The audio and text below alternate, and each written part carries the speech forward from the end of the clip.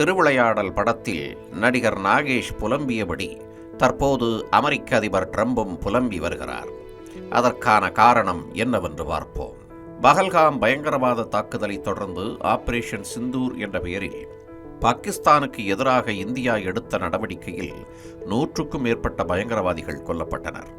பாகிஸ்தான் கெஞ்சி கேட்டுக்கொண்டதால் ஆபரேஷன் சிந்தூர் நடவடிக்கையை இந்தியா தற்காலிகமாக நிறுத்தி வைத்தது. இதற்கிடையே இந்தியா பாகிஸ்தான் போரை தான் நிறுத்தியதாக ட்ரம்ப் தெரிவித்திருந்தார். உடனடியாக இந்தியா இதை மறுத்தது.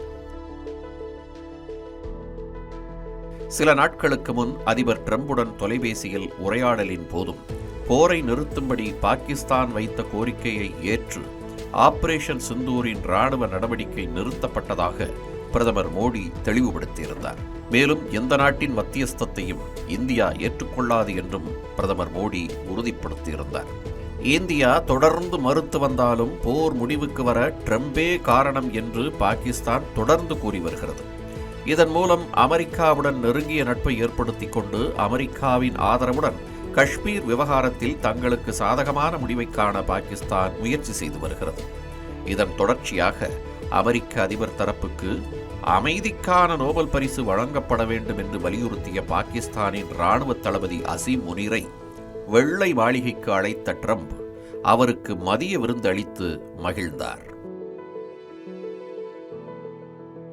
அடுத்தபடியாக 2026ஆம் ஆண்டுக்கான அமைதிக்கான நோபல் பரிசு அமெரிக்க அதிபர் ட்ரம்புக்கு வழங்க வேண்டும் என்று பாகிஸ்தான் அரசு முறைப்படி பரிந்துரை செய்திருக்கிறது.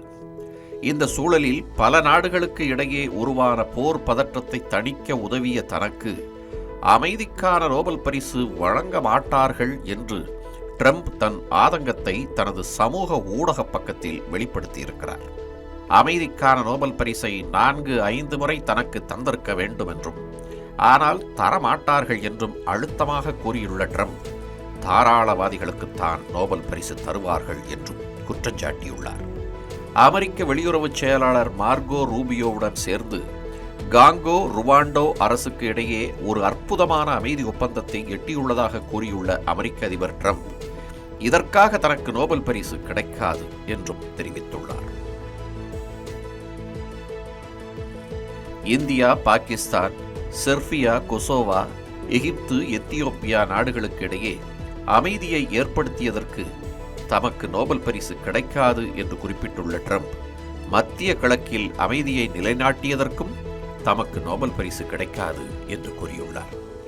ரஷ்யா, யுக்ரைன், இஸ்ரேல், ஈரான் உட்பட தான் உலக அமைதிக்கு என்ன செய்தாலும் தமக்கு நோபல் பரிசு கிடைக்காது என்றும் என்ன செய்கிறேன் என்று மக்களுக்கு தெரியும் என்றும் அது தனக்கு போதும் என்றும் ட்ரம்ப் கூறியுள்ளார்.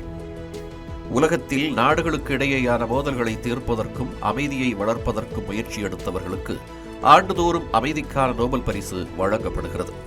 இந்த ஆண்டு அமெரிக்க அதிபர் ட்ரம்பின் வேட்புமனு குறித்து நோபல் விருது குழு இதுவரை எந்த கருத்தும் தெரிவிக்கவில்லை என்பது குறிப்பிடத்தக்கது.